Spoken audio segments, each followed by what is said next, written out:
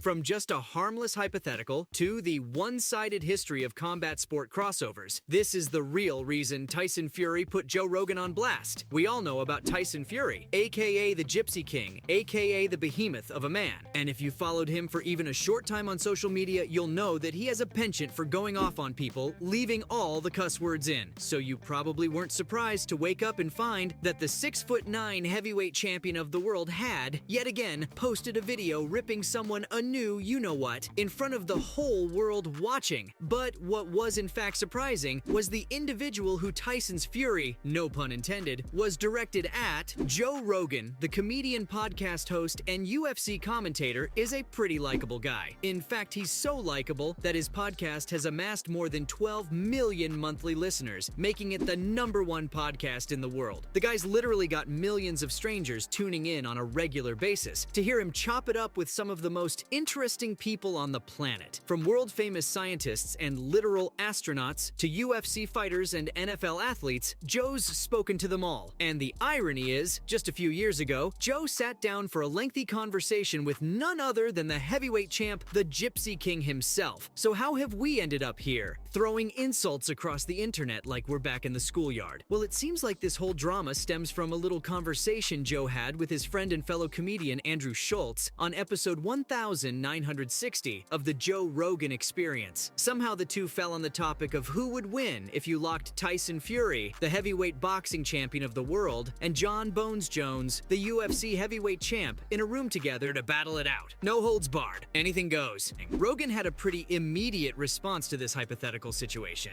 and it wasn't in favor of Fury. He said, "No one thinks that Tyson Fury can beat John Jones in a fight," and went on to assert in pretty clear terms that if he was a gambling man, he'd put all his money on Jones making it out of that room victorious. Rogan went on to explain his thought process, saying, "The threat of the takedown looms so large that shot would come so unexpectedly, and when he gets his hands around you, you'd be stunned." The podcast host was of course referring to the grappling aspect of mixed martial arts, something Jones is highly skilled and familiar with, whereas it's assumed that the boxer Tyson Fury simply isn't as proficient in that aspect of fighting. Well, it seems like Fury got wind of Rogan's comments, and the heavyweight champ felt none too kindly about the commentator's opinion, despite their friendly history. Tyson took to social media, uploading a video of him blasting Joe Rogan and claiming that he is in fact the baddest man on the planet and that no competitor is capable of beating him. The champ didn't hold back against his former host, branding him a little bald-headed midget and a little.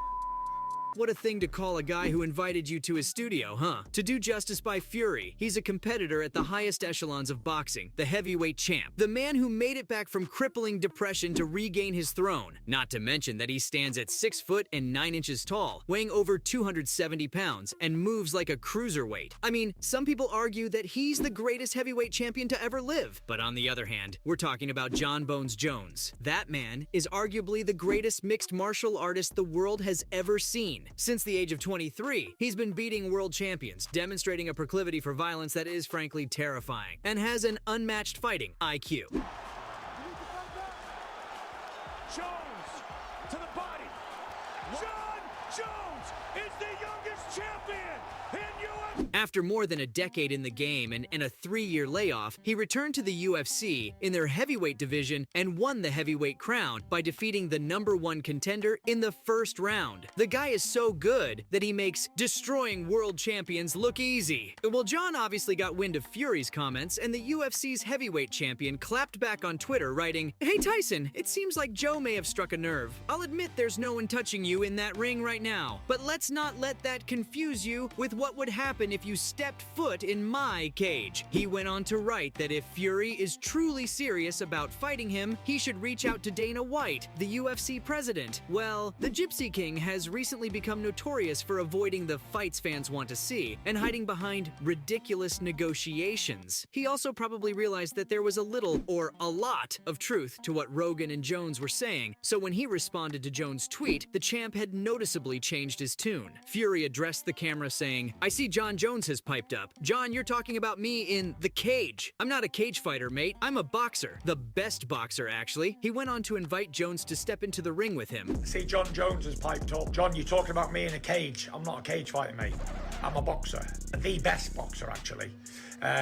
So if you want to come into a boxing ring and fight me, be my guest. Boxing rules, of course, seemingly forgetting the premise that the whole conversation had started on. No holds barred. Fighting for survival. Fury finished off by complimenting Jones, calling him a great fighter, and wishing him the best of luck. I don't know about you, but that seems like a complete 180 from the brash boasting the champ did in his first video. Despite the fact that Fury seems to have laid it to rest, obviously unkeen to face John in a cage with MMA rules, Dana White has spoken out, saying that he'd be open to negotiating a super fight between the two heavyweight juggernauts. He asserted that Jones is the baddest dude on the planet when asked about the controversy, and followed up by saying, "If Tyson Fury really wants to fight Jon Jones in the UFC, I will make it happen."